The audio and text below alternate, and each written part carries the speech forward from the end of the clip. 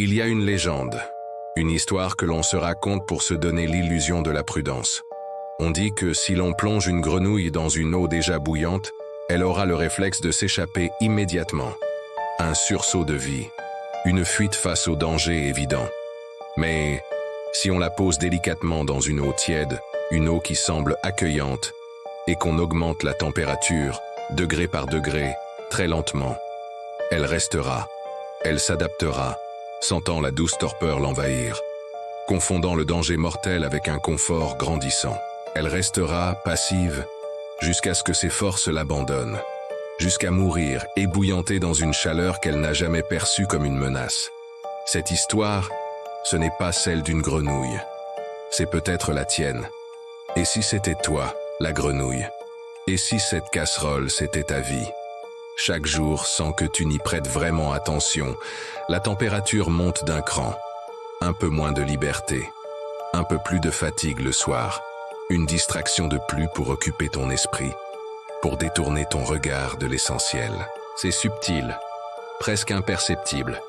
Un compromis de plus, une obligation nouvelle, une norme sociale que tu intègres sans la questionner. Tu t'adaptes parce que c'est graduel. L'être humain est une machine à s'habituer. Nous sommes conçus pour endurer, pour nous ajuster aux changements lents. C'est notre force, mais c'est aussi notre plus grande faiblesse, car dans cette adaptation silencieuse, nous perdons la capacité de sentir le point de rupture.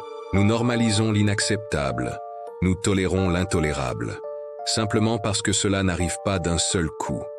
La chaleur monte, mais ton corps, ton esprit, s'y habitue.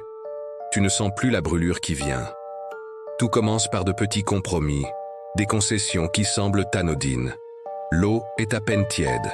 C'est cet emploi qui ne te ressemble pas, mais qui paie les factures. C'est cette routine qui t'épuise, mais qui structure tes journées. C'est cette relation qui t'étouffe doucement, mais qui te protège de la solitude. Chaque petite abdication de soi-même est justifiée, rationalisée. Tu te dis, c'est la vie d'adulte. Tu te dis, tout le monde fait ça. Tu te dis, c'est normal. Et ce mot, normal, devient le poison le plus efficace. Il anesthésie ton instinct. Il tait cette petite voix intérieure qui te murmure que quelque chose ne va pas. Tu regardes les autres autour de toi. Eux aussi semblent nager calmement dans cette eau tiède. Alors tu te rassures. Le malaise est là, mais il est diffus, collectif. Il devient la norme. Tu ne luttes plus contre lui, tu apprends à vivre avec. L'eau tiède n'est pas encore désagréable. Elle est même un peu confortable. Puis, vient le temps où ce confort devient une prison dorée. Tu t'es habitué à la chaleur. Elle te rassure. Sortir de l'eau te demanderait un effort, un courage que tu crois ne plus avoir. Le monde extérieur te semble froid, hostile. Alors tu restes. Tu t'accroches à ce que tu connais, même si ce que tu connais te consume à petit feu. Tes habitudes sont devenues des chaînes invisibles. Ta zone de confort, une cage. Chaque jour, tu renforces les barreaux en te répétant que tu es en sécurité. Tu appelles ça la stabilité, la maturité, la responsabilité. Mais regarde de plus près. Ce n'est pas de la stabilité, c'est de la stagnation. Ce n'est pas de la sécurité, c'est un enfermement. Tu as peur de sauter. Non pas parce que l'eau est trop chaude, mais parce qu'elle est devenue ton seul environnement connu. Tu as confondu la chaleur qui te tue avec la chaleur qui te protège. Moi, j'appelle ça la lente asphyxie. Tu crois respirer, mais tu ne fais qu'inhaler la vapeur qui te dérobe ton oxygène. Au fond de toi, tu le sais. Tu sens bien que quelque chose ne va pas. Il y a cette fatigue chronique que le sommeil ne répare plus, cette absence de joie, ce vide que les distractions peinent à combler, une angoisse sourde qui monte parfois, tard le soir, quand le bruit du monde s'estompe. Mais tu préfères détourner le regard, regarder ton téléphone, lancer une série, travailler plus.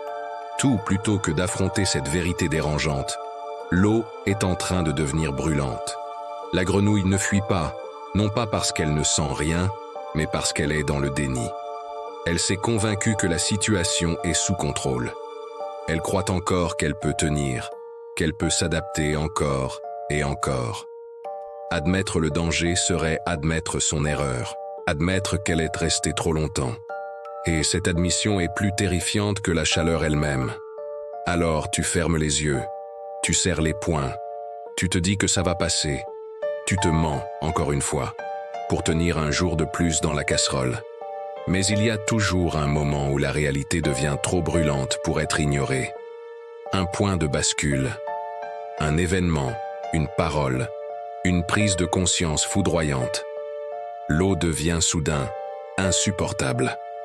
La douleur n'est plus une simple gêne, c'est une agonie. C'est le burn-out, c'est la maladie, c'est la rupture qui te dévaste. C'est le moment où tu réalises que tu n'as plus l'énergie de sauter. Tes muscles sont atrophiés par l'inaction. Ta volonté est dissoute par les compromis. C'est l'instant critique où tu réalises que tu as attendu trop longtemps. La panique remplace le déni. Tu vois enfin la situation pour ce qu'elle est, un piège mortel. Il n'y a plus d'échappatoire facile. Tu n'as plus le choix. Tu dois faire face à la conséquence de ton immobilité. Il faut lutter pour ne pas couler, pour ne pas te dissoudre dans cette eau qui a eu raison de ta vigilance. Face à ce point de non-retour, deux chemins se dessinent. Certains coulent, épuisés, résignés. Ils abandonnent la lutte et se laissent submerger. Ils deviennent l'ombre d'eux-mêmes, vidés de leur énergie vitale, prisonniers pour de bon. Mais d'autres, dans un ultime sursaut de survie, trouvent une force insoupçonnée. Ils sautent. C'est un acte violent, douloureux. C'est arracher sa peau aux parois brûlantes de la casserole. C'est affronter le froid, l'inconnu, la peur, mais c'est un acte de libération. Ce courage de fuir ne vient pas de nulle part. Il ne naît que chez ceux qui ont accepté de voir la vérité en face, ceux qui ont cessé de se mentir. L'éveil est brutal, mais il est salutaire. Il te dit que oui, tu as été faible, oui, tu as été aveugle, mais que non, tout n'est pas perdu. Tu peux encore sortir. L'eau est brûlante, tes forces sont diminuées, mais le désir de vivre est encore là, vibrant. Il faut agir. Maintenant, cette métaphore de la grenouille nous enseigne une leçon fondamentale sur notre propre nature. Elle nous montre que le confort peut être l'arme la plus redoutable contre notre liberté, que l'habitude peut être une anesthésie qui nous empêche de sentir nos propres blessures, et que la lenteur du changement est une stratégie, consciente ou non, pour nous faire accepter l'inacceptable. Le monde moderne est une immense casserole d'eau tiède. Il nous offre le confort, la distraction, la sécurité apparente. En échange, il nous demande de renoncer à nos rêves, à notre énergie, à notre singularité. Ne reste pas dans l'eau tiède. Ne te satisfais pas de la douce torpeur. Tu crois que tu vis, mais en réalité, tu t'éteins. Chaque jour que tu passes à t'adapter à ce qui te diminue est un jour où tu meurs un peu. Réveille ton instinct. Écoute cette voix qui te dit que la température monte. Alors, maintenant, arrête-toi un instant. Regarde autour de toi. Regarde ta vie. Pas celle que tu montres aux autres, mais la tienne. Celle que tu ressens au plus profond de toi. Sens-tu la chaleur? Sens-tu cette fatigue qui ne part pas? Ce manque d'enthousiasme? Cette impression de subir plutôt que de choisir? Ne l'ignore plus. Ne la normalise plus. C'est le premier signe que l'eau chauffe. Il est temps d'ouvrir les yeux. Il est temps de sortir avant qu'il ne soit trop tard. Ta vie est précieuse. Ton énergie est limitée. Ne les laisse pas s'évaporer dans une eau qui devient mortelle. Si ces mots résonnent en toi, c'est peut-être le signe qu'il est temps de sauter. Abonne-toi pour continuer cette réflexion. Partage cette vidéo pour peut-être réveiller quelqu'un d'autre. Mais surtout, promets-toi une chose. Ne reste pas dans la casserole.